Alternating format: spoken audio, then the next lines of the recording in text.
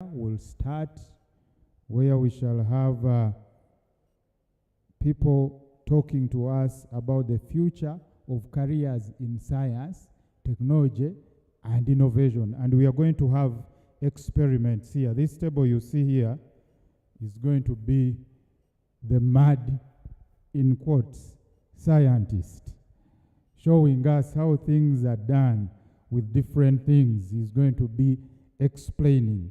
So that is how our program is going to flow. And I invite again those in the other tents to please come in the main exhibition tent. Right now, I take the opportunity to invite the Honorable Minister for Science, Technology, and Innovation, Honorable Dr. Monica Masanza. Honorable, you're welcome.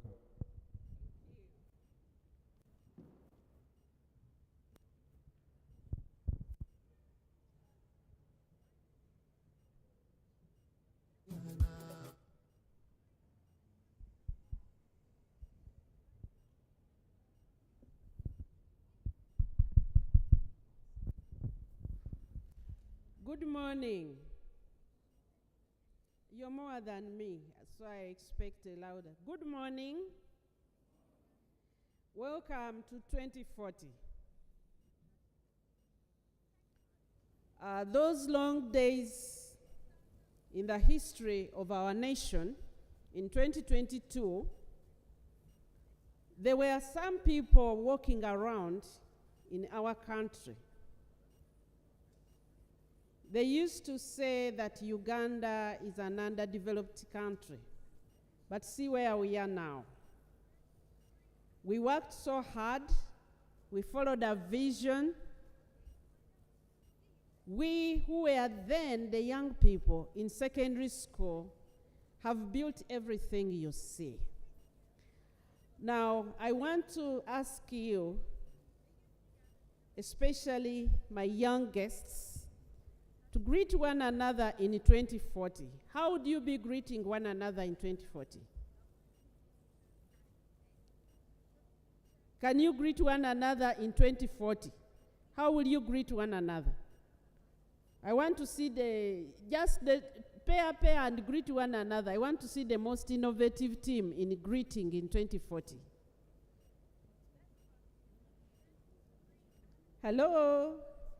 How will you be greeting in 2040?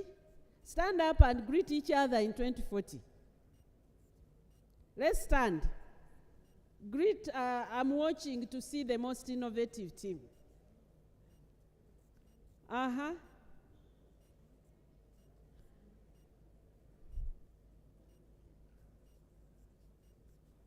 Now, I want the reason for the choice of your greeting.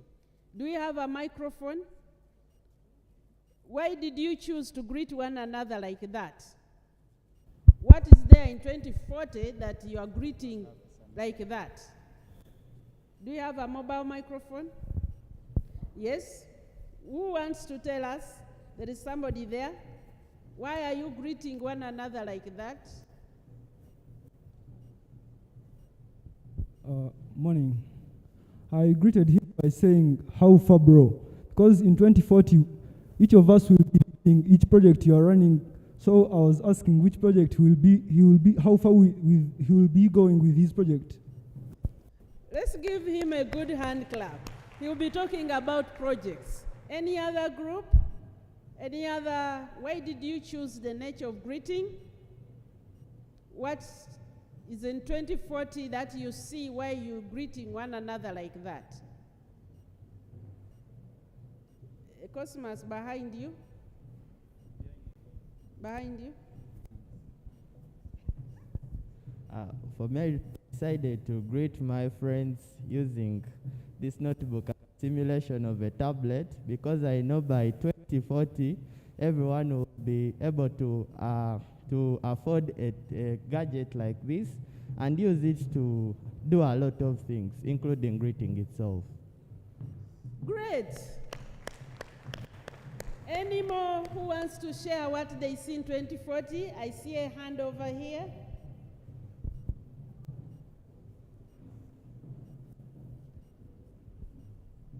I've chosen that because it is error-free, and shows improvement in manners, because you can't just leave your friend to be there, like not to say hi to him or. So it is error-free and shows good manners. Yeah. So in 2040, we shall be very good-mannered people. Two more opportunities. There is one behind where you are living.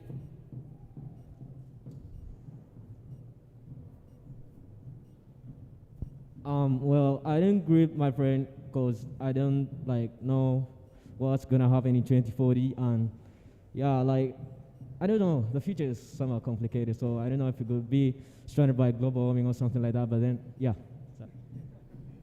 You are not sure. Okay.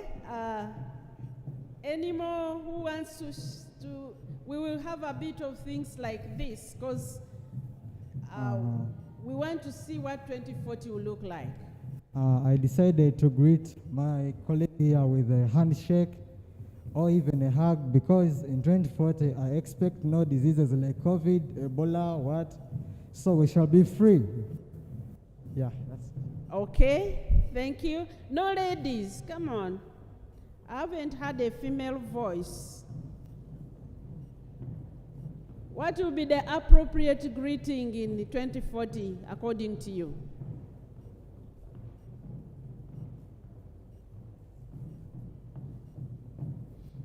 I can't see any. Okay, no more. There is one over there. Okay, that will be the last one.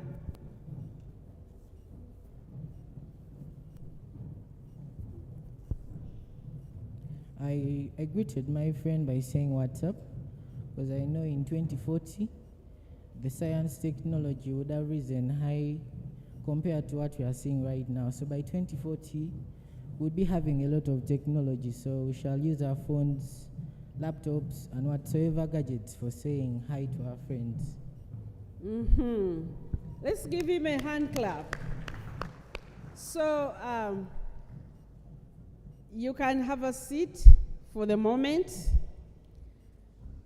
We have some other friends coming in, so we will give them a moment. But once again, I'm Dr. Monica Msenero, your Minister for Science, Technology, and Innovation. And my task is simple. My task is to make you believe that you're a scientist and act like a scientist. To know that science is here for us, because for a long time, we in Africa and in Uganda, we have lived as if, yeah, we can use a bit of science, but we cannot create the science. But we are the creators of science. We are bright. Ugandans are so intelligent. They are so smart. They can create technology. They can create science. And I know later, I want to introduce to you some of the smartest ones we have in the room. We have the engineers who have made the Ugandan satellite, which is going to be launched today in the house. Gentlemen, can you come up, please? I have two of the three here. To know that these are very Ugandan, very Ugandan. Just come this way. They are very Ugandan. They speak some of the languages you speak. Bonnie, which language do you speak? Give us microphones, please.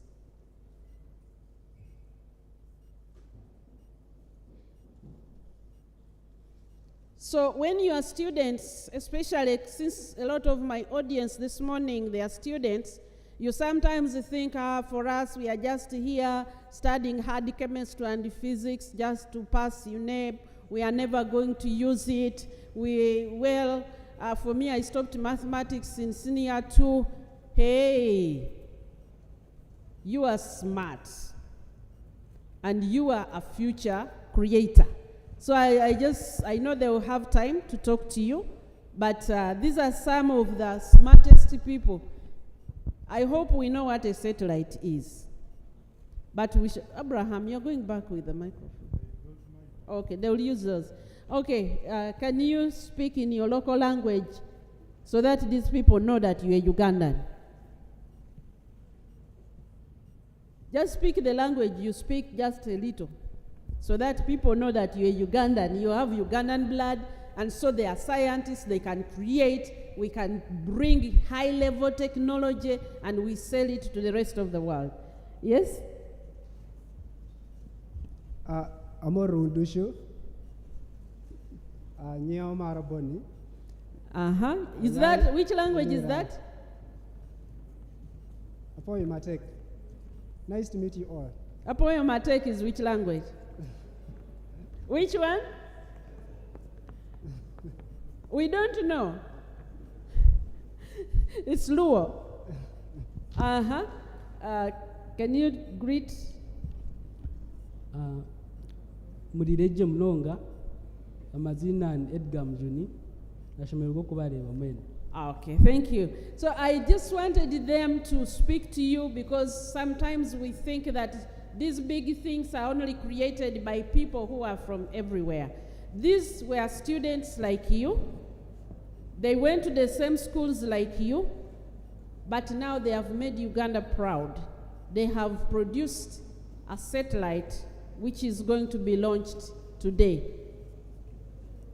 So they will have a chance to speak to you. Gentlemen, you can go back. You will have a chance to address these young people. But I wanted to tell them that don't look upon yourself as if you're not part of the technological world. So this morning, I want to first welcome you to Uganda in 2040. I hope your ambience is appropriate for the years. If you have some dust near you, please alert me because that's dangerous in 2040. There shouldn't be any dust around you. You should be breathing in clean air, which has been prepared scientifically for you. I would like to know the institutions which have come so that we can recognize them. Who has the list of the schools that are here? We'll introduce ourselves in schools, and then I'll say just a few words and we'll move on with the program. Honorable, we have Jinja College. Jinja College, can you stand up, please? Let's give them a hand clap. They traveled all the way from Jinja. You are the innovators. You are the scientists. I'm not even going to say tomorrow because this is 2040, so you are innovators in 2022. You are the ones that we are looking up. Thank you for making it and coming here. Yes. Which other? We have Kololo SS. Kololo? Let's give them a hand clap. You are very, very welcome. You are the ones who have created the beauty that we have in 2040. We have Kira College Butiki.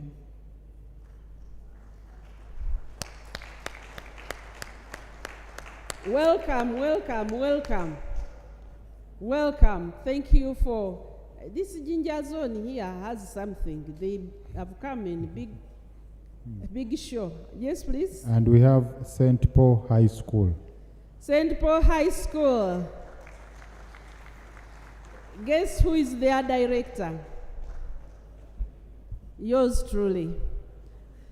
They have traveled all the way from the end of Uganda to be here in the Science Week. You are very welcome. Any other? Those are the ones we have so far. They are the ones we have so far. Do we have any institutions of higher learning? We have many institutions of higher learning. We have Makerere University. We have Let's see them. Makerere University. They are in the exhibition tents. Oh, they are all. We have KIU, we have IUIU, we have International University of East Africa, we have Busitema University. So they are setting, some of them are still setting up, but those who are here can stand up. Makerere University, Busitema University. Makerere University is there. Busitema University. Where are they? Okay, we will The recognize them when they come. Mbarara University of Science and Technology is also here.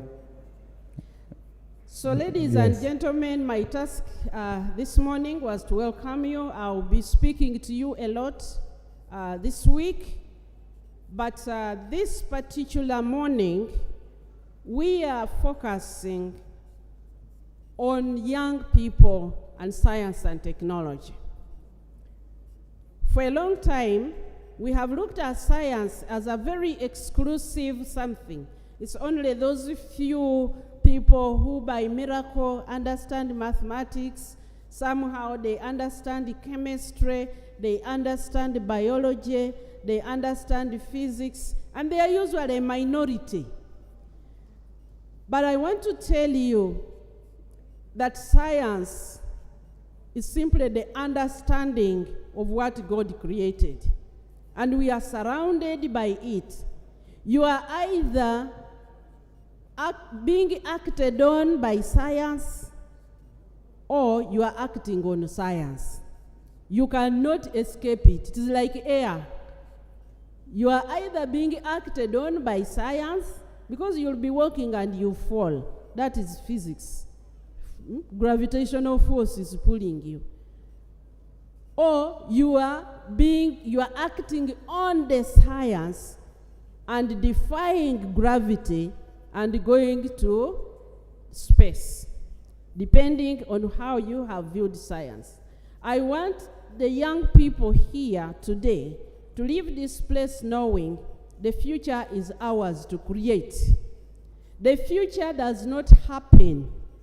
Those who wait for the future to be created for them, they never find that future, because the future is created by us. We are the ones to create that future for ourselves. That responsibility has been given to us by God. So this morning, and actually this entire day, we will be addressing issues concerning career. There are many people who exclude themselves from science careers, but we are also going to look at why science? Why science? There has been a lot of misunderstanding because we simply labeled a scientist as a person who has studied this. There is a lot of misunderstanding. However, science and innovation is what generates the foundations of a nation, is what makes that nation developed or underdeveloped. The environment in which your school is a result of how much science has been applied.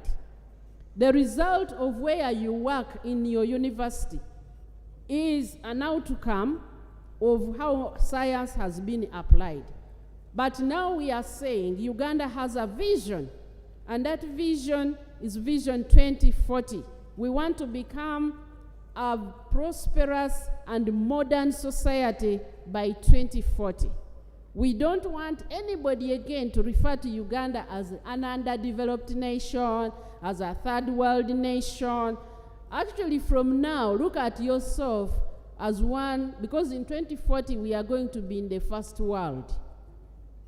2040 we will have crossed the middle income and we are in the first world. Now, how do we see it? How do we get there? I've told you the future must be created. And it is these young people with their education system who are going to create that future. So today, our goal is that you live here, one, when you are full of ambition and hope. Sometimes you walk outside there and people are like, hey, Uganda olemwa. Uganda is the most gifted nation on planet Earth. I thought you'd clap for me. Oh, clap for Uganda. This is one of the most gifted nations. We are the most beautiful nation. One of the British politicians came here in the late 1800s and he stood in awe and said, wow, surely this is the pearl of Africa. A pearl is the most beautiful stone, very expensive. So Uganda is the most blessed nation. We have this beauty. Some of us have not moved, but like now, if you go to America, it is cold. It is very, very cold. You'll carry a whole wardrobe around you. You'll be wearing a whole wardrobe. Even Britain, it is cold. And then in some countries, when you go, the temperature is 50. But look at this naturally air-conditioned piece of real estate. I am so blessed to be a Ugandan. I can never exchange it for anything. But now it's our turn to make it a polished pearl, to make it a developed nation that we want to see. And you, our young people, we are counting on you. We want to envision you. We want to give you information so that you get out of misinformation and we start working to build the future which you are going to live. Thank you very much.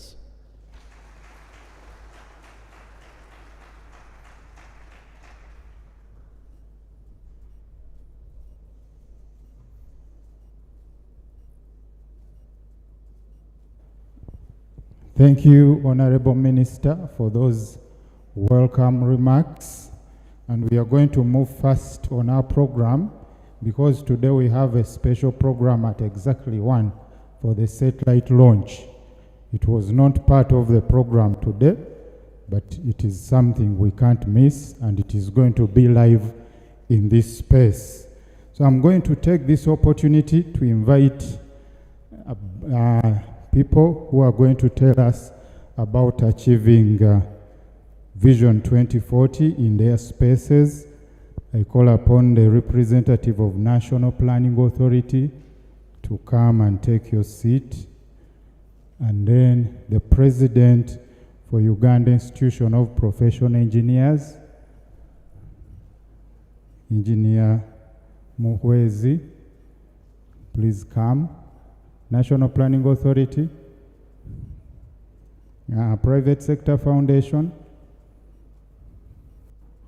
Okay, so we are going to have a quick discussion on how we can achieve science and technology in their spaces and in their respective jurisdictions. We shall be brief, but I know these are words we can't miss in this Science Week, because we have 2 more sessions and we have to squeeze the program and be on schedule for the science launch. So Engineer Moez, you're welcome, and Mr. Kwandanako, you're welcome. Those microphones are working. When you press those buttons, you'll be able to speak to the audience. And as you know, the theme for today is careers in science, technology, and innovation, but especially focusing on 20 years from now. And you see, our focus for today is that generation, which we believe is starting right now to change that future and make it better when they are standing in these places and also seated in those spaces where you're seated. So I will start with the National Planning Authority. You are the brains of the country. So in as far as attaining Vision 2040 is concerned, where are we, but more so what plans are we having in moving towards achieving the desired goal, aspiration of Vision 2040? We are talking about $12,000 per year per person, about 40 million shillings per year minimum. So where are we? And also in using STI, what is the plan? You can start by introducing yourself so that these people can know you.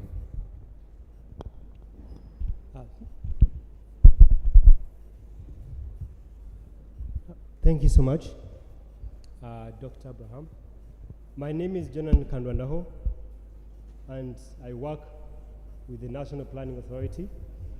I am glad and privileged to be here to share with you what it is that we are planning for the country, because it's a great plan that we have for the country. As a matter of fact, we highly participated or spearheaded the development of the Vision 2040 that is being talked about. So before I highlight where we are at and where we intend to be, which the minister, Honorable Minister, alluded to of where we want to be, I want to give a bit of a background, brief background. The Vision 2040 is far-fetched. It is a long-term plan. And as you may see, you cannot achieve it in one bit. So if you want to eat an elephant, you eat it bit by bit, piece by piece. And that's what informed the National Development Plans. So the vision started in 2010, meaning that there were 30 years from 2010 to 2040. 30 years. So he said we cannot wait to assess ourselves by the end of that period. So he broke down the vision to the 5-year development plans. And that informs why we are now in NDP 3, National Development Plan 3. So meaning that we have NDP 4, NDP 5, and NDP 6. And the key aspirations that we shall implement in these development plans is the one that will help us achieve that middle income. We are guided by those development plans. The key things that we put in there, the key things that are done by the ministries, departments, and agencies and other stakeholders are the ones that will help us achieve that. Now, where are we at? I would say that there is light. We are at a good point. First, because I'll share a bit of a perspective on the NDP3 and the forthcoming national development plans as I highlighted. Whereas we used to operate in isolated approaches, you know, if I'm constructing a road, I'm constructing a road. I've not consulted with the Ministry of Water. As you may attest, they would construct a road like today, and tomorrow it is chopped off, traffic is stopped side by side to pass there a line for water. But we said, no, if we want to achieve the aspirations of Vision 2040, we need to come together. We need to work together. And that's what informed the program approach, which we use in NDP3, but also that we shall be using in the subsequent development plans. So that's one of the highlights that we can see. It's a milestone, working together, not in silos, but together to achieve the aspirations that we have as a country. That if you're working on a project, energy has to be aware, ICT has to be aware, water has to be aware, and all kinds of infrastructure, but not in isolation. That's the first thing. And then two, you cannot produce, because these I'm highlighting are fundamentals, and they highlight where we're at and what we intend to actually achieve by Vision 2040, or the by Vision period of 2040. So these are the fundamentals. For example, energy. I'll pick a snapshot because in NDP3 you have over 20 programs. But out of those, there are key fundamentals that I want to share with us where we are at. And they'll propel us where we want to be by the vision period of 2040. I'll pick energy. That we've been saying, you know, access to power by all. But you see, if I have access to power and I can barely consume that power, then that power is useless. You've seen some houses, some structures, power is passing by, the government put in money to put those lines, but they cannot afford the power. They cannot tap on that power for lighting of their homes. So we're saying no. As government, we need to invest to know that, you know what, in Karamoja, there are gold minerals that need to be exploited. You know what, in Kabale, they produce Irish. What value can they add to that Irish? So we extend power based on the productivity or potential productivity of that particular area. Now that is productive power. Because if I'm in Kabale and I can access power to process my Irish and supply finished products, I'm being productive. You've seen, you know, you're aware of the data that unemployment of the youth is at 4.3 or 4.4%. Previously it was at 2 point something, but because of COVID it has increased. If you have to curb such challenges, we have to do such activities, productive activities. Because in processing that Irish, in processing those minerals, I am contributing to the economy. I'm paying taxes, I'm paying salaries, and I'm contributing to development. So we are saying in extending power, we have to be focused on the productivity of the area before power gets to that area. So it should evoke us by the potential of that area to extend the power, rather than the approach we've been using. If I talk of the road networks, There are some areas that can only be switched on, that can only be tapped on if the road networks are clear. I'll give an example. We have depots of crude in the Alberton Graben, but before the roads were there was no development at all. And that's what evoked the oil roads. Now, if you go to Hoima, the Alberton Graben, you can see a lot of activity, a lot of productive activities. Why? Because the oil roads were constructed. So in a nutshell, we are looking at how we can unlock our economy by focusing on the fundamentals, developing them so that people can be productive, so that society can be productive. And then we can ably achieve the aspirations of the Vision 2040. Thank you. So you're saying we are the main focus right now as we go to Vision 2040 is value addition. Absolutely. Based on regional productivity and quick growth areas, program-based approach where we are working as a team. Absolutely. And then you're highlighting that when we put this productive infrastructure in place, it unlocks the exploitation of resources. Yes. Thank you very much. As the mad scientists, please don't sit down. I need you to be ready. You bring back your setup. So, and Engineer Mwezi, you are the head of the engineering fraternity in the country.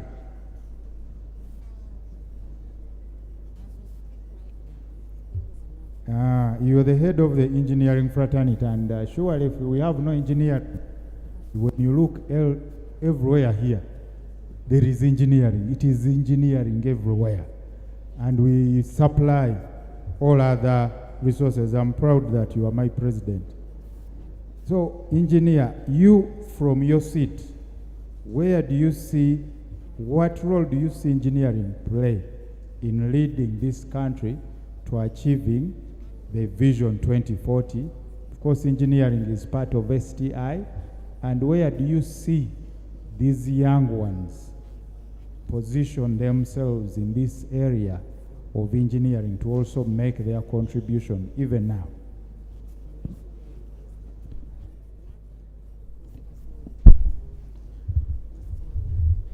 Thank you very much, Dr. Abraham. Honorable Minister and all protocol observed. I'm Engineer Andrew Mwezi. I'm the President of Uganda Institution of Professional Engineers.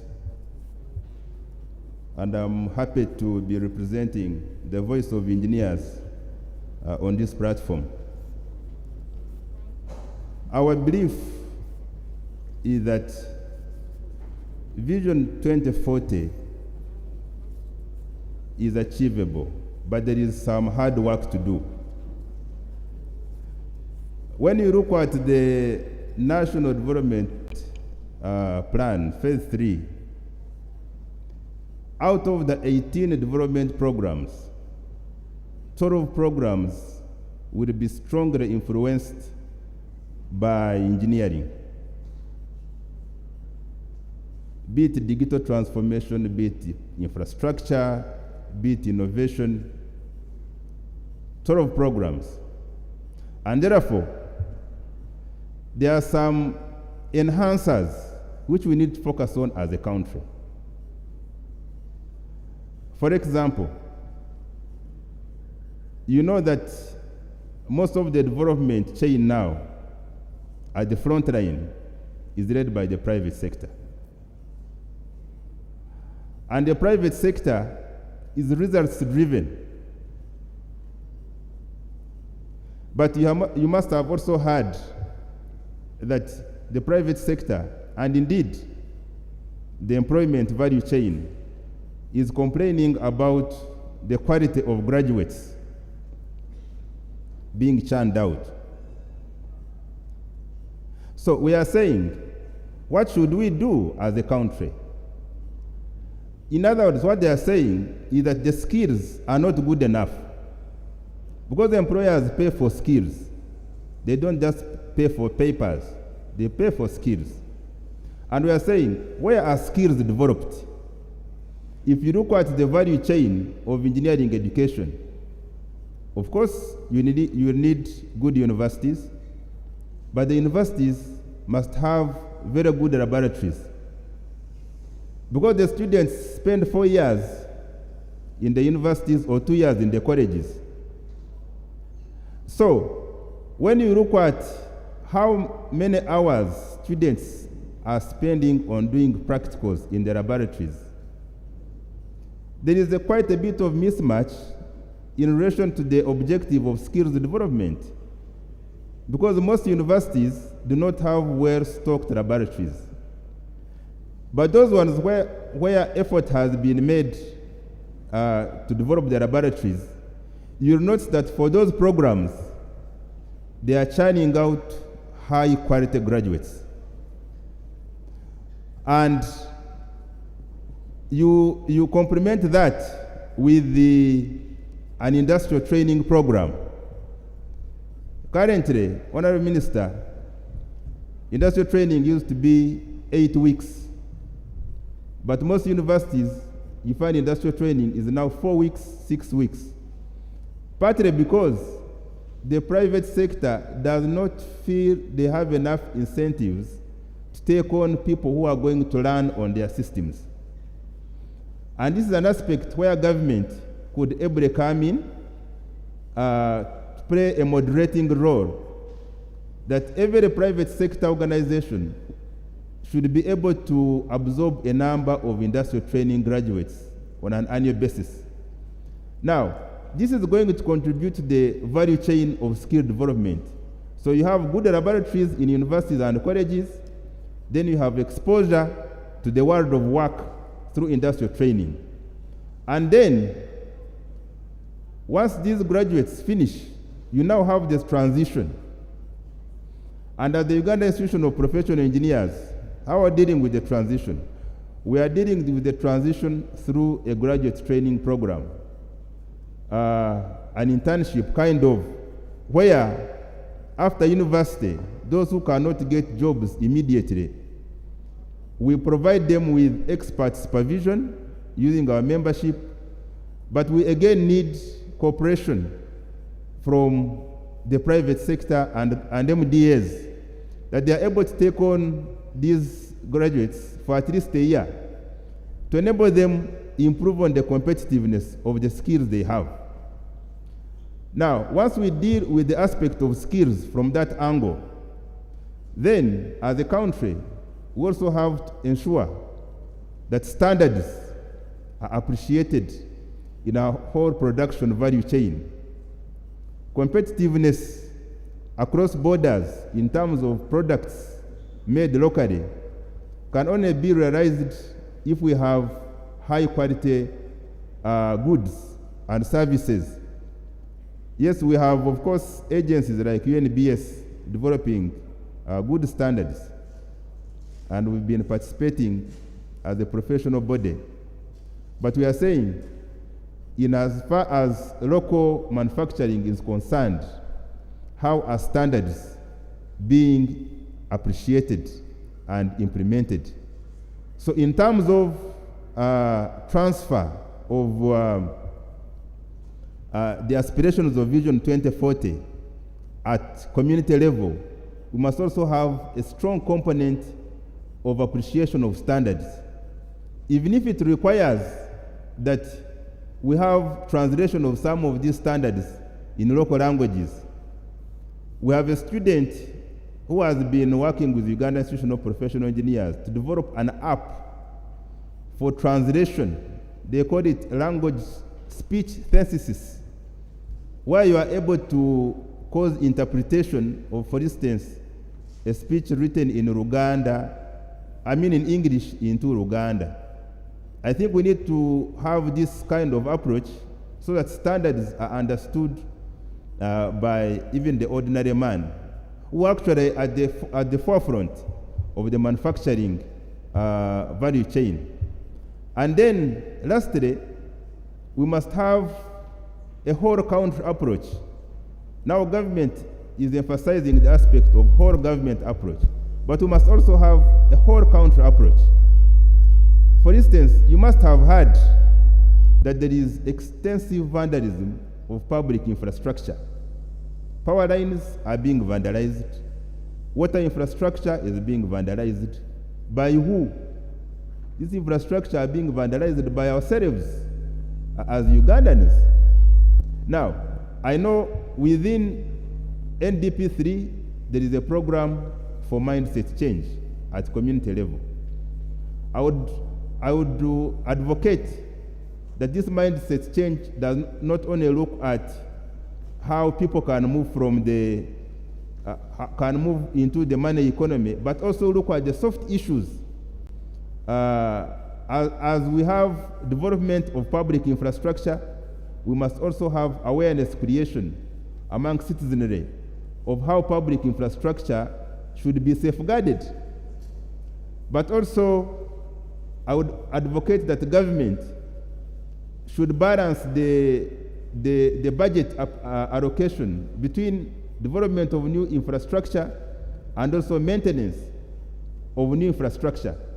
And we are trying to develop the National Engineering Index as Uganda Institution of Professional Engineers, where we think that some of the policies can be better fine-tuned to focus more on the some of the low-hanging fruits that can be picked to achieve Vision 2040.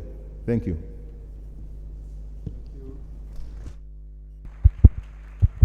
Thank you, Engineer.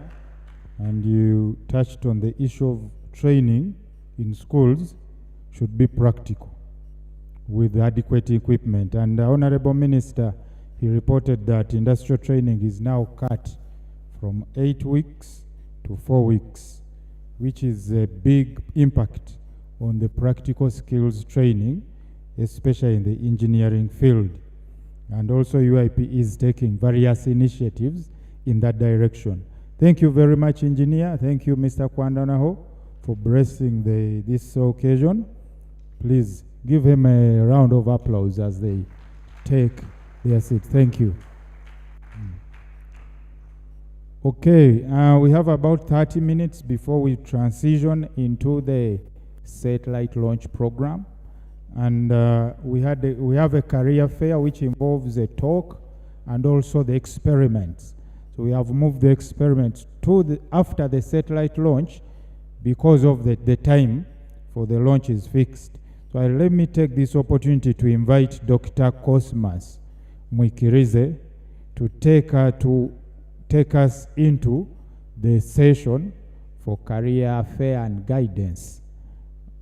What are those careers we should be looking at in STI as we move into Vision 2040 and how to achieve it? Dr. Cosmas, you're welcome.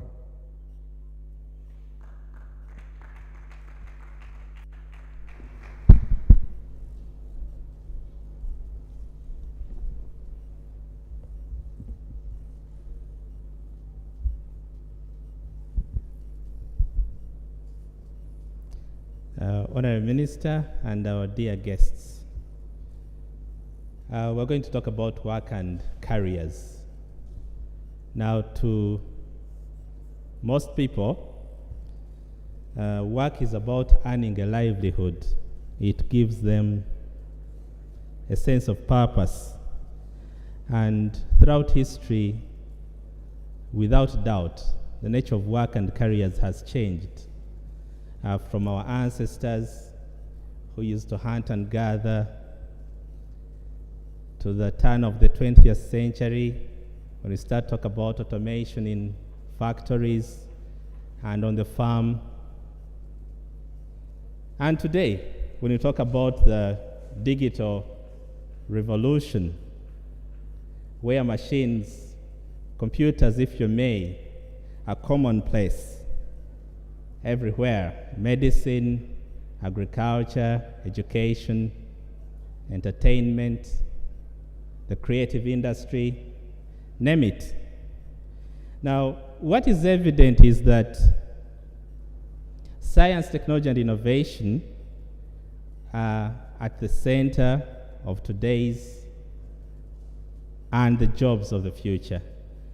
And we're looking at the jobs of the future today, the jobs of 2040.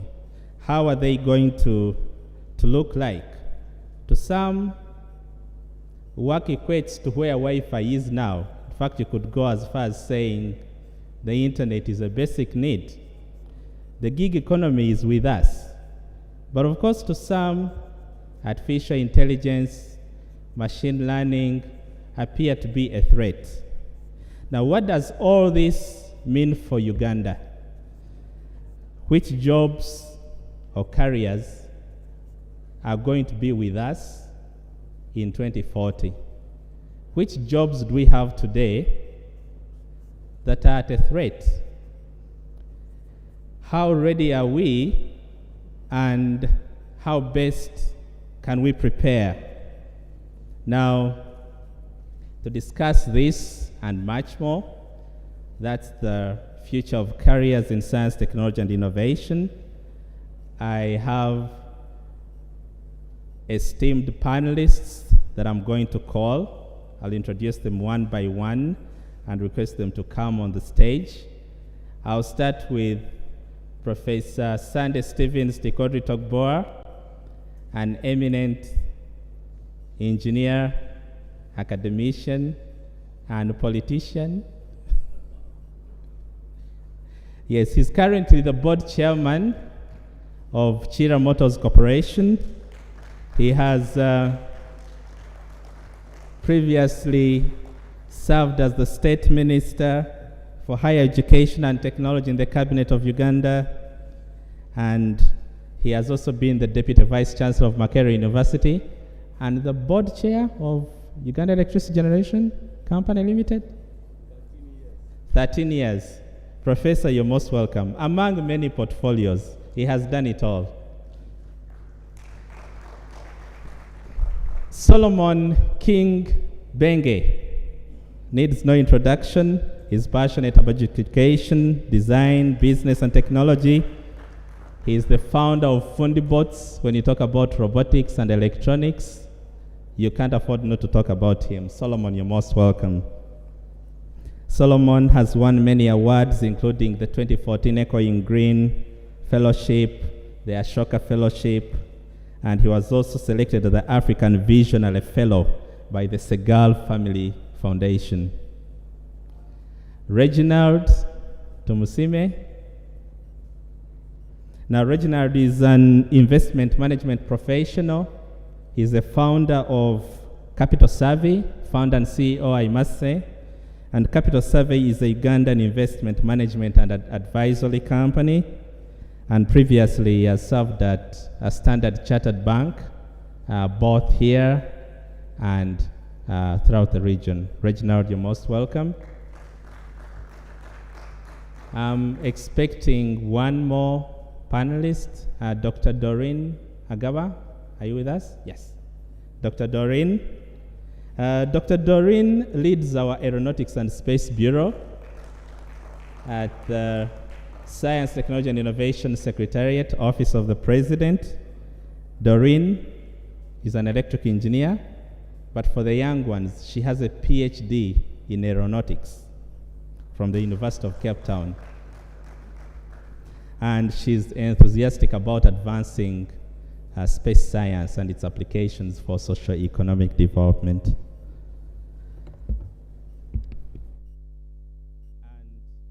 My name is Cosmas, and I'll be the moderator.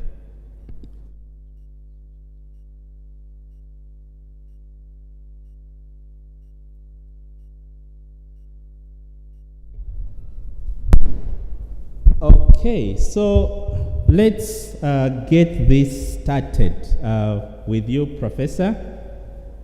In this first session, I'll give each of you 3 to 4 minutes to dwell on your experience and project that onto the jobs that we expect in 2040. So, Professor, you've been in academia. How ready are we?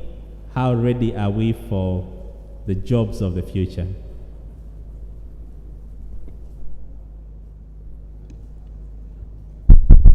Well, thank you, Honorable Minister. One thing that the moderator, I think, forgot to introduce to do is to say he is one of my earlier students.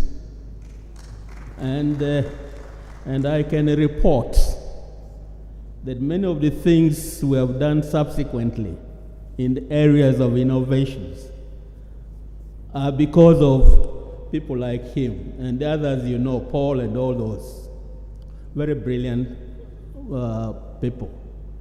Now, he has focused me onto the question of how ready are we for Vision 2040. I don't know whether I should be honest. If I were to answer that as an exam question, I don't think we are quite ready. But we must do something in that regard.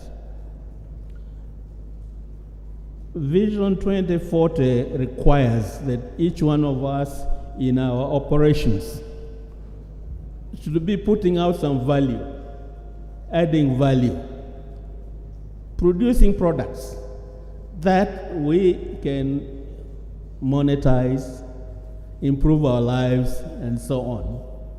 Our problem, in my view, and they said I was a politician. I was a politician for about 1.5 years, primarily because the theme of science innovations had to be talked about in cabinet.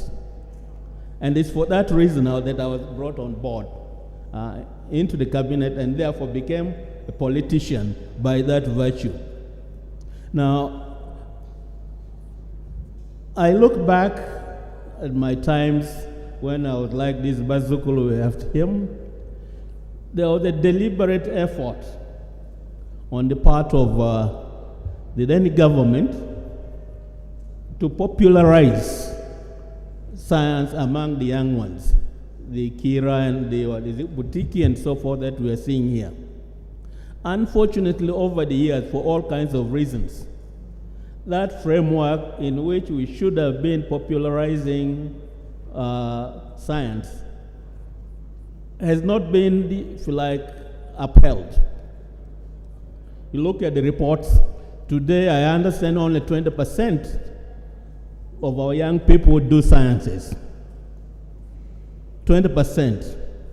And of these 20%, at the end of it, only 14% pass, which means the catchment area for us now to train the future engineer, the future artificial intelligence expert and so forth is narrowed. We need to expand that. Secondly, in order to prepare for the readiness needed for Vision 2040, we need to reorient our training approaches. When I was in the ministry, there was an attempt to overhaul the lower secondary education, this is told. And when I asked at that time, why are we overhauling this and in which direction? The single reason I was given was that it's because too many people were failing sciences. That too many people were failing science. So to address that, presumably you make the science examinations easier. So there will be many more people. Then I asked, but where is the content? What is the purpose of someone coming with a degree which reads first class? But when I take him to the lab or to my workshop, doesn't remember anything. I have had experience, with due respect, with my own son who trained outside. He has employed a number of our own graduates from here. And the president of engineers, I don't know whether he's still here, the UIP, you're still here. He has interviewed Cosmos, our own products. And he tells me, Daddy, there's a problem. What is the problem? Today, many of the engineering solutions require computer applications. You actually solve them by invoking the apps. But I've interviewed many of your products. I'm afraid I'm going to have to lower your competence in training these people. This was a joke between me and him. And I think it's real. We are not training appropriately.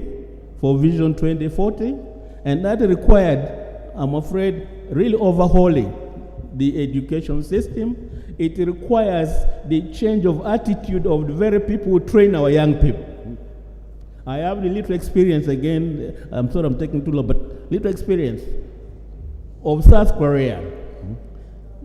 In their transformation, they set up a system where there's a whole cabinet minister that ensures that the A-level students, at the end of every day, if you like, they pass through a center where they go and they test what they have been thinking about and what solution they want to produce. I think we need that infrastructure. Give me that, I'll speak the whole day. So I think that we need to engage in this discussion and reorient our approach to training our young people, including even the teachers in secondary schools who actually lay the foundation from where these people come and go on. Thank you, Prof. Reorient our approach to education. Solomon King, is that what Fundibots is trying to do? Yes. Good morning, everyone. My name is Solomon King, founder of Fundibots, and what we're actually trying to do is to address everything that has been mentioning.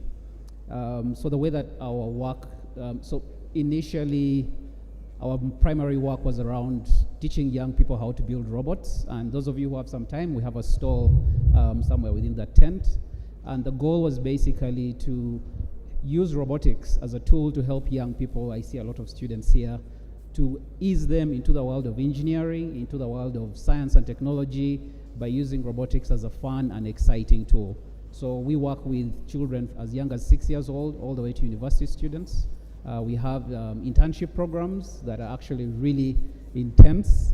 Many students drop out because it's too complicated, but our goal basically is to improve that. But just to address what Professor's just been talking about in terms of getting ourselves ready for what the future has, as an organization, we've noticed that we cannot just work on an extracurricular basis. We can't just say, let's help students outside of a school environment. There are fundamental intrinsic challenges within the education system itself, and the majority of that for science subjects lies at the intersection of practicality and applicability. So the science that you're studying in your classrooms, can you actually apply it in the real world, right? And so we developed a series of tools that basically are embedded within the science curriculum. Right now it's being piloted in 33 schools across Uganda. This year alone we've used it with more than 5,600 students, and we've seen a significant change in performance. Some schools have actually seen a 93% change in performance in science subjects. And the goal behind everything that we're trying to do, we like to say, is that we are creating future fundis. So those of you who understand Swahili, fundi is a word that means an artisan, a mechanic, someone who uses their hands. For most of us, we look down on them because we're like, we don't want to be plumbers and all those things. But the reality is that the world relies on people like that to keep moving. So our fundis are the innovators of today and the innovators of tomorrow. We're preparing them for the work that's coming. As most of you have observed, the job industry is extremely demanding now. It's expecting very high standards from the students that we have in schools, and the academic institutions are not meeting those standards very well. Some are trying, but most of them are struggling. And so our entire goal is, how do we create the next generation of Africa's fundis, which is, who are the innovators who are going to be solving the challenges we have today in industries like agriculture, energy, education, healthcare, where the innovation is coming from. And you can't do that by boosting it from an extracurricular angle. You need to go deep into the curriculum and figure out how to improve the learning. If I'm not mistaken, I think we are in one of the schools in Eastern Uganda that the Honorable Minister is a director for. And so we are seeing really good results. But what we are also looking at is, how can we prepare them for today, but also what does the future look like? So all these technologies that are becoming mainstream now are going to be really important in the future. So things like blockchain, robotics, Internet of Things, digital solutions, remote work, etc. And so Fundibots is essentially trying to accelerate that learning process. So far, we've worked with more than 20,000 students. This year alone, we've trained 10,000 students, but our total is about 20,000 students. And we're trying to answer the questions that are flying around in spaces like this, but practically. Yeah. What's your target for 2040? Our target for 2040 is still a work in progress. Our target for 2030 is 1 million African students. 1 million? 1 million, yes. Phenomenal. Thank you. Reginald, you're from the financial services sector. Some people think science and technology are delineated from financial services. Far from it. So how is the financial services sector being influenced by the rapidly changing tunes in science, technology, and innovation? And where are the future jobs in that respect? Okay, thank you, Cosmos. My views are a bit contrarian to what most people think. First and foremost, I believe there is more opportunities than jobs today. So I don't tend to labor much on where are the future jobs. I tend to focus a lot more on where are the opportunities. Because as you know, a country like Uganda has one of the youngest, if not the youngest populations in the world. But where are all these, young people going to work? So I tend to encourage young people to focus a lot more on solving for problems or challenges that we face as a continent. So finance, I think, is one of the most important pieces in innovation. As an example, a recent report by the Africa Development Bank showed that in sub-Saharan alone, we have a gap of $100 billion in SME financing. As you know, SMEs drive growth in most parts of Africa. So one of the things we focused on as a firm is how do we bridge the financing gap for these innovators, entrepreneurs, engineers, and that's what we've been trying to focus on. And so how are we positioned as a market to take care of such opportunities? Recently, we launched a digital lending platform with Swiss partners called Monitex. And what we are trying to achieve is to bridge a gap between where the money is coming from. As you know, most parts of Europe, before the inflation came in, were a negative interest rate environment. To put it in simple terms, consumers or customers in Europe were paying to deposit money in a bank. Okay, so that was the case. And so we created a program where we're able to tap into those resources to this market and support SMEs with different lending products. Today, we also launched an impact program, a couple of months ago called the Blockchain Innovation Program. As a finance firm, we see blockchain as the biggest disintermediator as we go along the next decade. And so we launched a program, and the mandate of the Blockchain Innovation Program is to train young people on how to code on the blockchain. And the protocol we use today is the BSV blockchain. And why is that important? We believe that, like Professor said and the rest of the speakers, we live in a skill-based economy. So it's no longer about the degree, it's what are you able to innovate. And so, blockchain to us is a very big disintermediation or disintermediate of the future. And so we've invested resources really as an impact program. We've partnered with other impact investors. And the idea is to train these people and give them access to opportunities and not jobs. And so we believe that innovation is very, very important, and so we encourage like-minded partners to work with us. But to answer your question, there are opportunities around payments. It's very expensive to move money around the world today. The opportunities around branchless banking. The grandfather of branchless banking is mobile money, and we saw how that disrupted a lot of how we knew things. 3, there are so many opportunities in the blockchain space, because in some blockchain protocols it costs a hundredth or even a 10,000th of a cent to move money. And so imagine what that will do for the future. We've seen also opportunities across different markets to do with central bank digital currencies. And I like that our central bank is beginning to have such interesting discussions. So a lot of the opportunities are geared towards payments and financing in our view. Thank you. Thank you, Reginald. Doreen, no better time for this question since we're launching our satellite today. So when we talk about Uganda's aerospace industry, some naysayers say, why don't you fix the potholes first? Perhaps not knowing that we can fix potholes with a satellite, better with a satellite. So where are the opportunities, to borrow from Reginald, where are the opportunities in aerospace engineering? Thank you.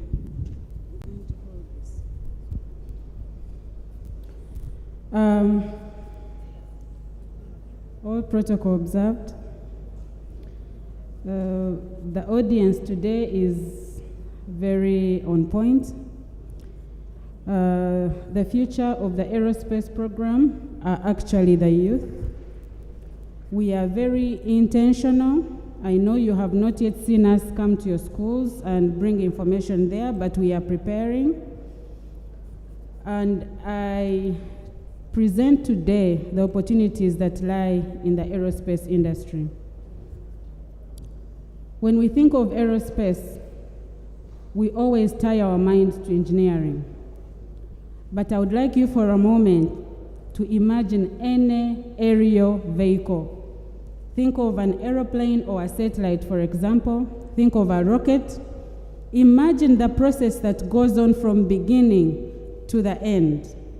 Our engineers are here, and once we have organized ourselves, they will take you through this process. From beginning to end are a number of professions in there. So it is not just the people doing physics, the people doing mathematics. When you break apart any aerospace vehicle or any item that is allowed to fly in air and in outer space, you will find that you have, yes, a large component of engineering. You have components that have to do with environment management. You have the legal and policy aspect. You have the different subcomponents of engineering, such as power, subsystems, circuits, programming here. So when you break it apart, you will find that actually, if you're interested, you're not limited by just a certain category of engineering. You can participate in this process. For our future projects, we are going to have a youth component. We have already plans in place that we will announce at an appropriate time. But we are going to be intentional in coming to pick some of you. We are going to approach your head teachers and teachers to identify those of you that are keen on this and start this journey quite early. We are not waiting for when you're thinking, oh, what PhD should I do? No. We are going to have this broad range of courses, broad range of training, broad range of experiences that you can have, hands-on experiences. So we are coming at this in an opposite way. As opposed to starting to lobby, for example, for a program and an institution, which we want to start with you. We want to create the demand for that institute. We want to create the demand for those products. So I would like you today, among the many things you will take home, to start imagining yourself on the journey that starts from visualizing and imagining an aerospace object up to when it is in space and when it is being operationalized and made use of. So the opportunities are immense at different levels. The programs in which you can participate are available. We are honored that you will be here today to witness the launch, and I'm very glad to have this opportunity to speak to you. Thank you. Thank you, Doreen. Let's give our panelists another round of applause. So you've heard from the panelists. Now let's hear from you. So I'll request the microphone to be passed around. Please ask any question, give any comment, give any feedback. It may or may not be related to what they have mentioned in their submissions. Over to you. We can take 5 questions at a time. We have about 30 minutes, so we'll ensure that we use it optimally.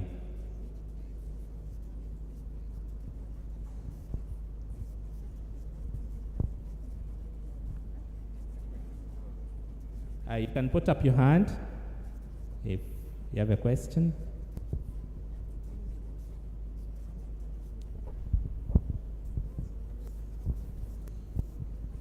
I'll request someone to help me move the microphone. Yes. Okay, the Minister of Science and Technology and Innovations. My name is Dr. Hashim Ibrahim Bisala. I'm the Director of Research and Innovation of KIU. I'm so glad and happy to be invited, to attend to this particular very important exhibition. And in fact, this particular exhibition has already given us an opportunity, as an academics, to be able to showcase and be able to understand where Uganda will be in 2040. In KIU, we have already have our research and innovation strategy that is, centered towards the 4 very important innovation documents. For example, we have the Ugandan 2040, the National Development Plans. We also have the Ugandan National Science and Technology and Engineering, system, and then the African Union Agenda of 2023. So I would like to, thank these organizers for, exposing us and also exposing the young students into the innovations and then the where Uganda will be in 2040. Thank you very much.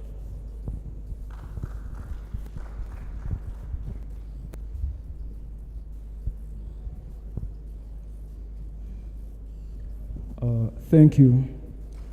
All protocols observed. I'm Tukasha Bagodin from Kololo SS. Mine is not specifically just a question, but I'm talking about what is failing us to reach where all the speeches I've had are driving us. We have a problem in our schools everywhere we are studying. We are over-depending on theories, like Mr. Professor talked about that. We are depending on theories, yet when we get out of school, we don't commonly find these things in place. Most especially, like I've discovered that all of us in school, we study history. I don't know whether I'm wrong or about that, because we are studying about all mistakes the Isaac Newtons and all those Albert Einsteins did. We are studying about all their mistakes. I've seen an improvement in the new curriculum, whereby these people are innovative. They are doing such a great job, and I think if more power is put on them, they will get us to the Uganda we want. Then secondly, how much we are also trying to put up more developments ourselves. We have our projects, but still we are not getting where we want because we lack support. Then the third thing is that we are afraid of what will come out after we have did our projects. We don't know what will happen. What if you make some vaccine or you make any medicine and you are kidnapped or anything? So we need some enlightenment about that, because we have more, but due to the interest of time, I may stop here. Thank you. Thank you. Let's keep our submission to under a minute so that many of us can get a chance. Thank you so much. Next. Good afternoon. My name is David from STI. My question is going to Solomon King. Private sector, especially entrepreneurs, are the biggest drivers of employment in many economies. Unfortunately, in Uganda, a lot of the private sector does not want to work with government. I would like to get your view on why private sector does not want to work with government in Uganda, and how can we change that?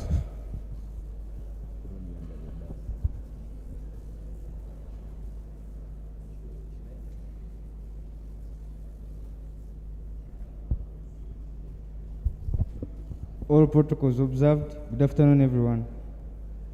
My name is Ahimbisiwe Paul from Kira College Butiki, and I'm Einstein's great-great-grandson in law.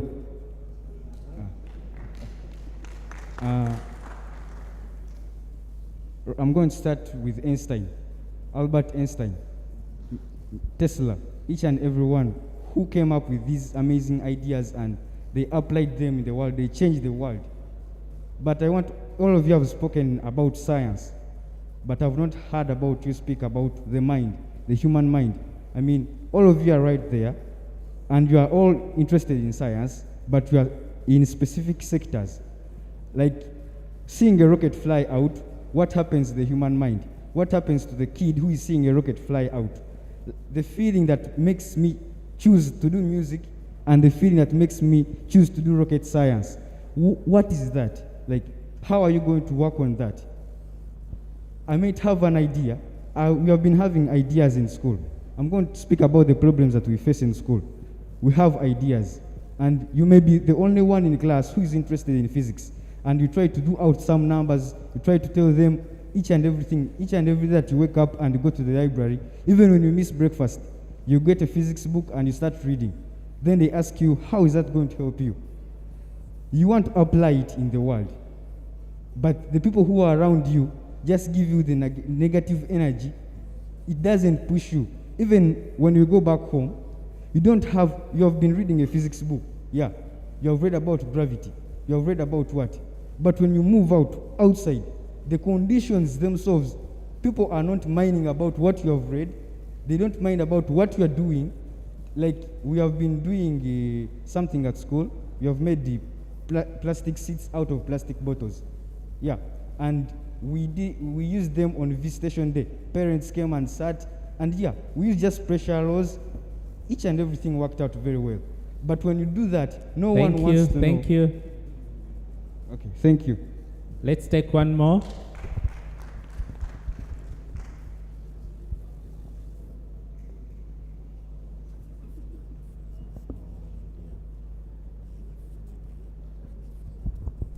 Thank you very much. I think, young man, you have put the problem on us elders, because it's true that all these young people have brilliant ideas.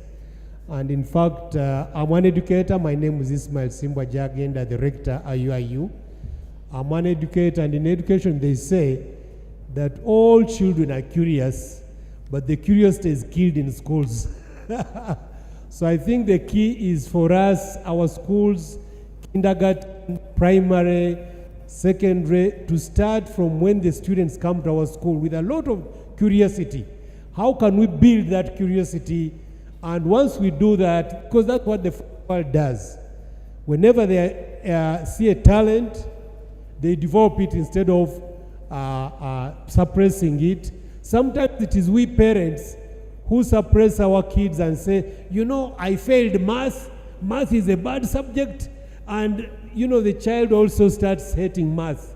So I think I really want to congratulate the minister of STI, because ever since you took on this ministry, you are challenging the entire nation. Me as an educator at IUIU, which has now been selected by the Organization of Islamic Conference to be the STI hub in Africa, I think we must make sure that once the students come to our schools, we don't kill that curiosity. And even if it's only one student who is interested in physics, we must take on, and if the school does not have a good science lab, we transfer them to another school that has a good physics lab, instead of us suppressing their their curiosity. Thank you so much. Thank you very much. Let us first respond to this round of questions, and we'll get back to you. So quickly, 1 minute, because we want to optimize our time. Let me start with Solomon King. Why doesn't the private sector want to work with government? David, we shall have a discussion about this later. So one, private sector is driven by profit, it's driven by accountability, it's driven by impact. A lot of these things begin to run into challenges when you're not sure about the processes that you're going to go through. For example, if you're getting money from the government, you're not sure what that process is going to be like. So for many of us, we are thinking, what is the best possible use, what is the largest amount of impact that we can have for the money that we are getting? Another thing we are driven by is KPIs. We are accountable for a certain set of resources, and we have to make sure that we are performing at our best capacity. Unfortunately, the government is sort of more lax about things like KPIs. And so for us, when it becomes about, what does your accountability look like? What do your profit margins look like? What does your impact look like? You take into consideration a lot of the challenges and roadblocks that you meet along the way, and it becomes easier to just try and figure things out on your own. As individual entrepreneurs, we thrive on innovation, whereas many times the government is actually trying to put roadblocks towards that innovation.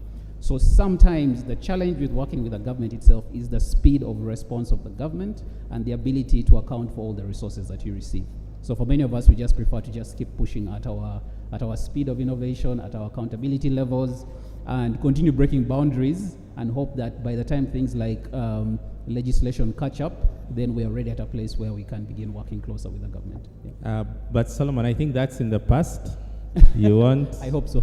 I promise you, government now works, and you won't find any laxity in science, technology, and innovation. All right, I hope so. So be assured.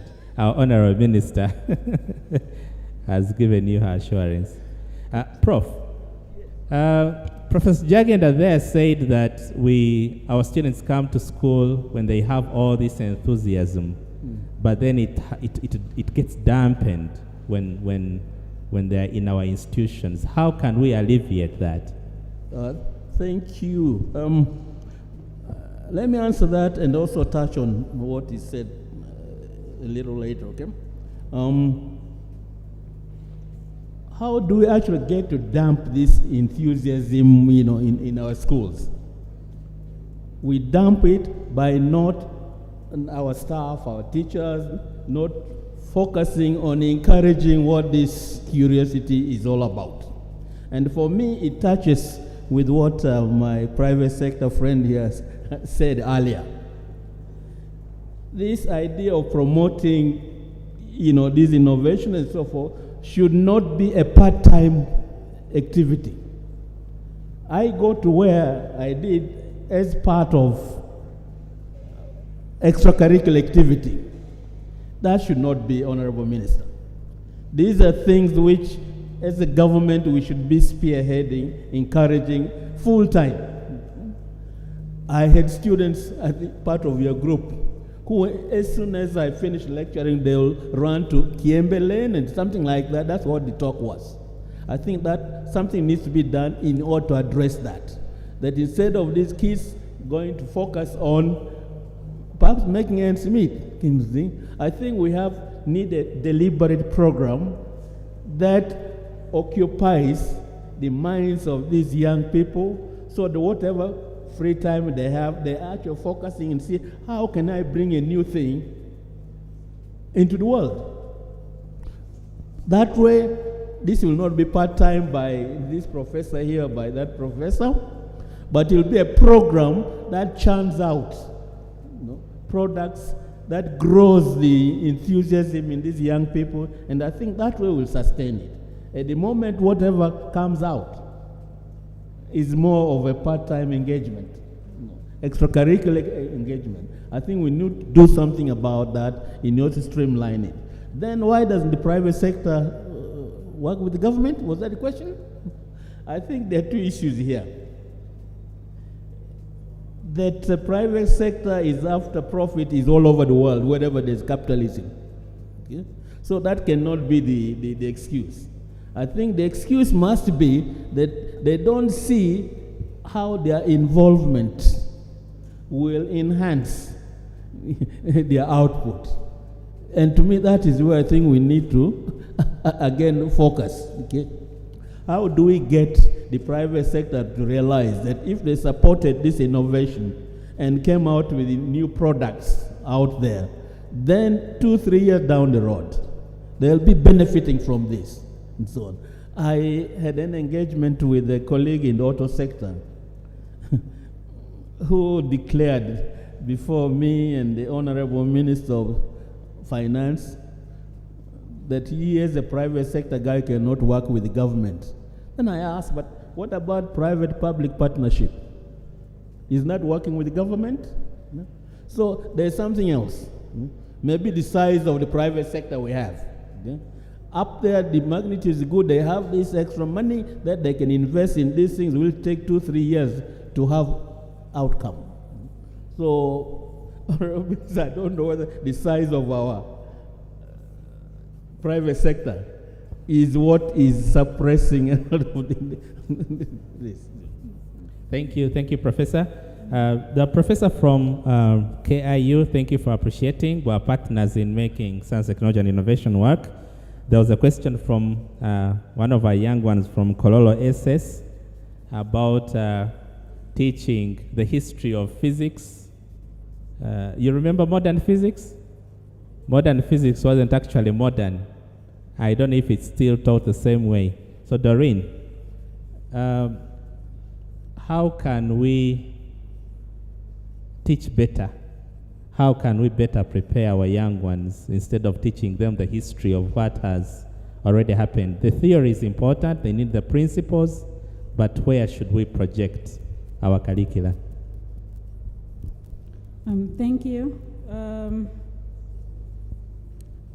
First of all, I would like to state that if you're interested in investigating the role that melanated or black people have played in the advent or creation of science, the information is available. It is not just the people you have spoken about. I also would like to state that what we call now artificial technology is not really artificial. These are things that are here with us in nature. And if you're willing to be observant, then you can extract information from what you see. And this is very true for the aerospace industry. That technology is from the flying birds and the designs of drones for insects. And pay attention, you will see that this is actually from what we experience on a day-to-day. So don't separate what you study from your life. Science is not independent of your life when you go home or when you get out of the physics class. And I know that support is very important, but you do not have to wait for that perfect environment. If you have the drive within you, there is no one stopping you. Find someone's old phone at home, break it apart and try to put it back together. There is no one who is going to stop you. I do understand that you may have limitations, but there are things that if you're driven, you can do. So to answer the question, I have digressed. The future is hands-on experience. And our limitation for hands-on experience has been well-equipped laboratories, but we have to change that mindset as our dear student has stated. Your hands-on experience as a student who is interested in a certain aspect is not limited to the laboratory. I don't know if you're still the young people that we grew up with who used to put together batteries and light the whole house, but your hands-on experience go beyond. You have to be able to push yourself. If you have that drive within you, look around you for anything you can use to get that hands-on experience. We are trying on this side to make sure that you participate. We want that all our aerospace activities, there will be a component where you can participate, have that hands-on version at your level, be witness or be a part of something, so that then your mind expands to the possibility that you can actually participate on it on a more complex level. So the future for me would be two things. things that ideas that have been brought down to a practicability aspect. And number two, solving a problem. The first catch for society is if you're solving a problem. If there is a problem that you have identified and you think you have a solution to it, that's your first step of adding value to yourself. No matter who you are or where you're coming from, there is no one who is going to deny value. Value is value. You don't have to investigate what is behind it. So add value to yourself by creating in your mind solutions to our day-to-day problems. There are problems that as young people, you can anticipate, especially in this environment, that perhaps older generations may not even think of. Start finding solutions now. What would happen if internet platforms broke down? Start thinking of solutions now. I just gave that as an example. And look around you for these solutions. You're able, as this has been told to us this morning, and you can surpass the limitations that you're talking about. Thank you. Thank you, Doreen. The gentleman from Chila College, Butiki, talked about young ones, negative vibes. We want to be innovative, but there are all these negative vibes around us. So people want to be innovative. Reginald, what are you doing at Capital Survey to promote that? Very interesting. Again, I like to be contrarian. I think a lot of what has happened in the current generation that we see has a lot to do with mindset. I think we've got to focus as a country on things like the basics: discipline, tenacity, hard work. I think those are values beyond what you're exposed to in school that go a long way in achieving a lot. And so the vibe that the young man talked about, I think, like she said, go an extra mile. There are so many resources around us that can keep us as focused, as enthusiastic as it can be. But to answer your question on innovation, we are a finance firm, and so what we decided to do as an impact program is to start the blockchain innovation program. Like I said earlier, we believe that that's one of the biggest technologies to watch out for, I think, in the current generation. And so what we've done is to create that as an impact program. We've partnered with the BSV blockchain in Switzerland. We've also partnered with the Block Dojo in London. And a lot of what we're trying to do is to impart relevant skills to help young people learn how to develop different applications on the blockchain. And the different partners that we have, as an example in the dojo, is at the end of the 10 weeks, we are going to pick the best entrepreneur out of the cohort with the best idea, and they'll do another 12 weeks in London, and they'll be able to get access to financing for their projects. So that's what we're doing within our mandate. And also in the future, we intend to create a fund, a VC fund focused on blockchain innovation, to support young entrepreneurs with access to seed funding and money to take their projects to the next level. Thank you. I know we have broached an interesting conversation, but our time is limited. We'll have time for 2 more questions. Then I'll invite a comment from Honorary Minister about what STI is doing to promote innovation in our ecosystem. I think Kololo SS was saying they have ideas, but they don't know how to take them forward. And then I'll have parting shots from our panelists.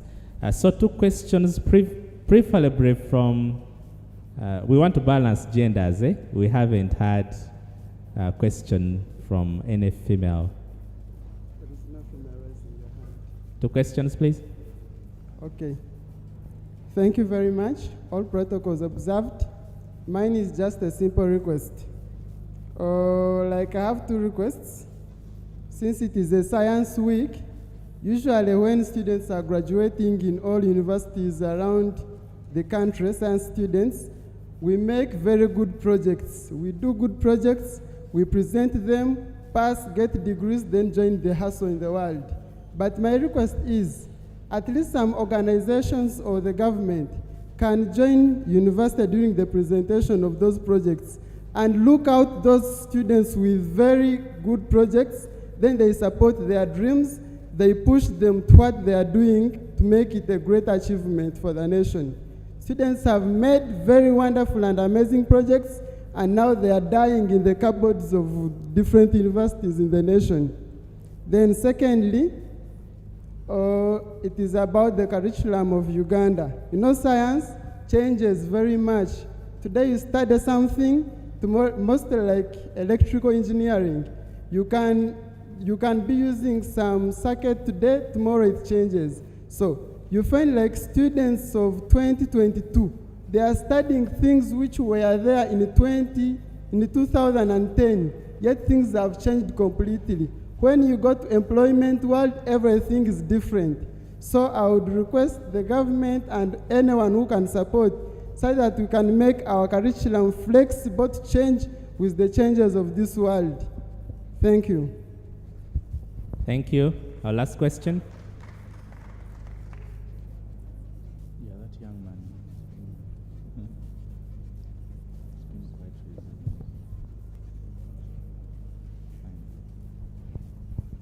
All protocol of the good afternoon to you all. Mine is a concern about aerospace engineering. You may realize that there is no university in Uganda that offers that course. And so how will we be able to nurture the skills if we can't access the university? Because according to what I know, the universities which offer aerospace engineering are in the actually Europe and USA. So I was asking, maybe how will the government help us to access such courses? Thank you. Thank you very much. Honorable Minister.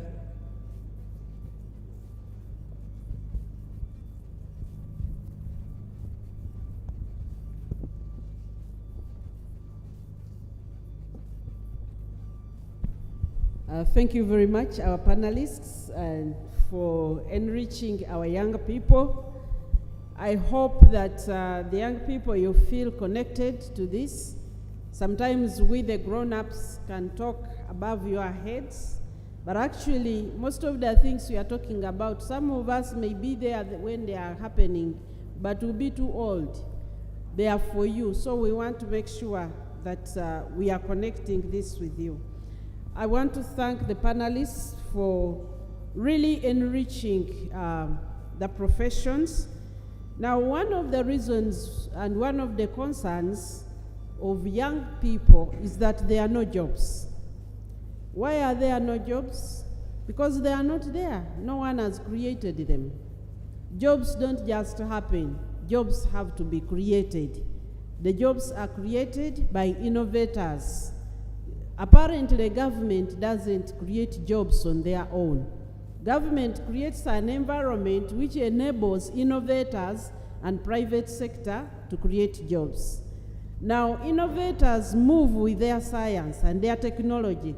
And yes, science changes. Today's science, tomorrow might be disproved. So science is going to change. But we must have a flexibility in our thinking. Now, things like changing our curriculum are very big things which take a long time. However, as schools, there is something you can do about this. And especially universities. For you, I just come, you know the way I've been coming, we quarrel. Because your curriculum is in your hands. Why is it so rigid that you cannot move the curriculum along with technology? Part of what we are suffering from are the effects of the education system as we received it, where the education system was kind of designed for particular careers. The education system was designed right from P1. What are you going to be? I am going to be a teacher. What are you going to be? I'm going to be a doctor. What are you going to be? I'm going to be. For what is there? Because those were the ones at the end which is known. But most of these younger people, what they are supposed to be is not yet known.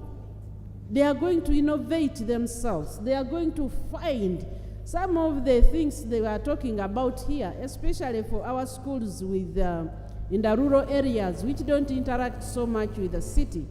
They find a lot of difficulty, because somebody will have an interest, a child has an interest, even a pack of skills, a pack of gifts and thinking, but they don't fit in the small thing they know. Either will this make me a policeman or a lawyer or a doctor? And you see it when results come out right from primary. What do you want to be? I want to be a surgeon, because not because that's the most thing, but that's what they know, that's what available. I want us to lift the ceiling of what people can become. Let us leave them. Let's give them literacy. Let's create a learning environment. These young people can create their own professions. They were talking here about blockchain. Blockchain, I'm sure some people don't, and some of our students don't even know blockchain. This is something new technology, one of the industrial value chain. We don't even have courses in this country yet in the universities training these people. But people have already created their own professions. So let us allow our younger people to learn without tying them to fitting a particular thing. And we start this very early. When we are guiding them, the secondary school, to select subjects. If you want to be an engineer, then you must do mathematics and physics and chemistry. Then the child is like, I really can't understand chemistry. Can I do economics in there? And they are trying to figure themselves around this rigid education which we have given them. Let us, but in the school administrators, I want to encourage you, especially with the new curriculum. You can help your children to innovate. Do we have innovation clubs in the schools? Where you can, my friend from, is it Butiki, saying your ideas don't seem to find room anywhere. Can we create the clubs of the crazy ones? We are the crazy ones. We change the world. So we want to celebrate the crazy innovators and give them space and give them room. The second thing I wanted to say is, you, my dear students, there is something we call being proactive. That is a word which means you act on something you want. You don't wait for others to do it for you. Initiate something. Initiate something. Be the one to call your friends. Why don't we come up with a group of us who like to think outside what we are being taught? Still study your books, the ones you're going to pass in your name, but have an innovations club. One of the challenges I have is we have tied the study of science to things which are unfamiliar to our children. If there is no laboratory with a glass tube and a glass vessel, then the student feels they cannot learn science. Is that true? We are surrounded by science. The plants, the grass, the air which surrounds us. Students can do science even in the absence of that very meticulously put up laboratory. And I want to challenge you, the students, be innovative even about that. There was one who talked about plastic mineral water bottles. They build things. That's excellent. Connect the science to solving problems in your environment. That is the relevant science. And then when you have got your idea, don't go throwing it around. We shall be, when we have strengthened the program, we will be coming out now to schools to show you how does science make a career even when you don't have a job at the end. Nobody is going to employ you and pay. You create your own job. Hard work. Many people these days want to do very little. They are tired. They want to do very little.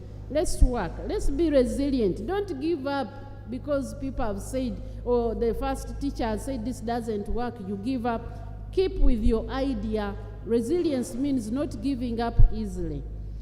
And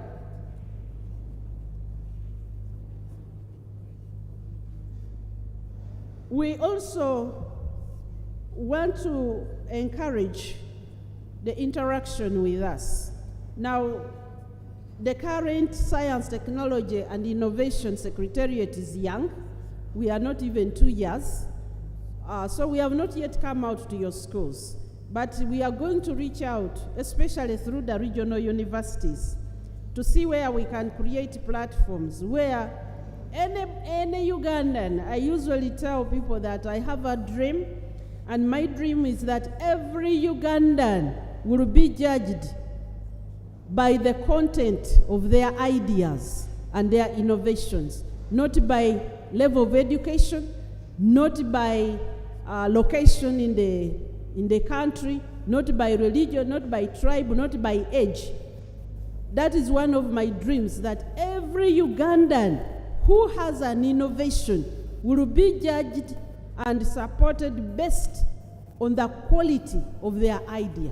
Whether you're a student, whether you're what, that's a dream that I have. And I know that God being our helper, we are going to get it.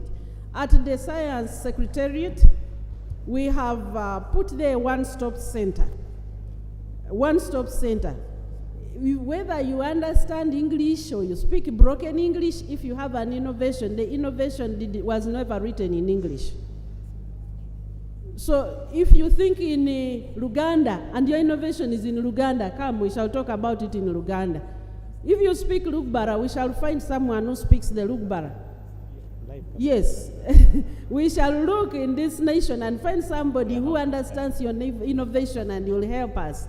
Of course, I'm working with people who went through the other science, but we are coming, and we are here. This is your place.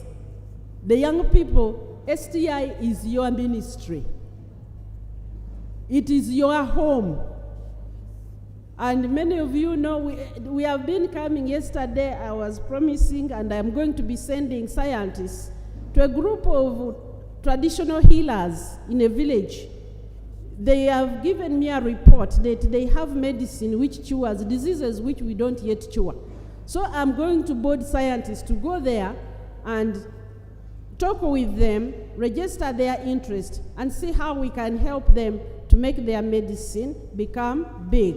So students' projects, student innovations, villager innovations, we want to support them. We want Uganda to become the best. We are making Uganda the best. Lastly, I heard that there are no universities offering courses. Let the universities follow the innovators. This is what happens in the rest of the world. The innovators come up with a disruption, then you run after them with putting up a training program. So don't worry. As long as you see how universities respond. Universities, what do universities sell? They sell graduates. If graduates of a certain training program are marketable, then the university will automatically come up with a program. So if we have space science, the universities are going to come up. I've already seen a few of them. They have come up. They will come up and train. The last concern I have, and I hope that I can convince my friend here, that there is a new brand of government. T-shirt wearing government. And I think you will enjoy working with us. So there is a new brand of government. A government for the people, by the people, with the people. So we are here. Don't stereotype us. We are here to serve you. That type of government is not in the current fishermen government. The government of fishermen, we are fishermen. We are in the waters together with the people. We are everywhere with the people. We are not seated in some air-conditioned offices. We are here with you because we want to carry the people. We want to carry the nation. So our students, you're here today because we want you to get a different experience. I request that you don't choose to be bored. You don't choose to tune out of here. When you get out of here, you are after, I don't know at what point, you are going to see science possibilities The world that you live in is not the only world which is existing. The world you're going to find after school and where you're going to be looking for jobs is related to the things you are going to see in the exhibition. So I would like you to have interest. There might be a gap between your knowledge now and what they are talking about. Decide from today to find out that gap, because that is what will give you a career, an employment when you live here. I don't want to take too long. I see Cosmas is sitting there uncomfortable because I never seem to run out of words. One of my biggest innovations is words. So thank you very much. We are still with you. Any students or group of students who want to talk to the minister, I'm going to create room for you for small group meetings. I'm here and available, and the members of STI are here. STI, can you? STI? The best. Teach these younger people. Making Uganda the best. STI? Making Uganda the best. So we are making Uganda the best, and all these people will be available. Our younger people, we are here for you today. We dedicated this entire day to you. Thank you very much. Enjoy the rest of the program. Thank you, Honorable Minister. We will not have time for a parting shot because our satellite coverage is starting. Join me in thanking our panelists for a job well done. Thank you, Honorable Minister. Yes.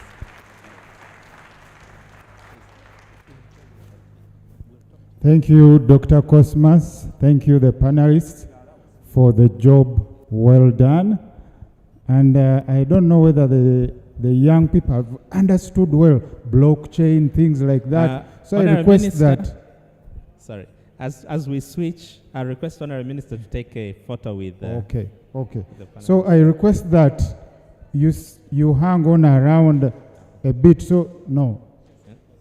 In front here, when the session is done. So these young people can continue to interact with you and even ask more questions and understand. So we are going, it is time for the launch, and the feed is going to go live anytime. So we are we already on. So let us listen.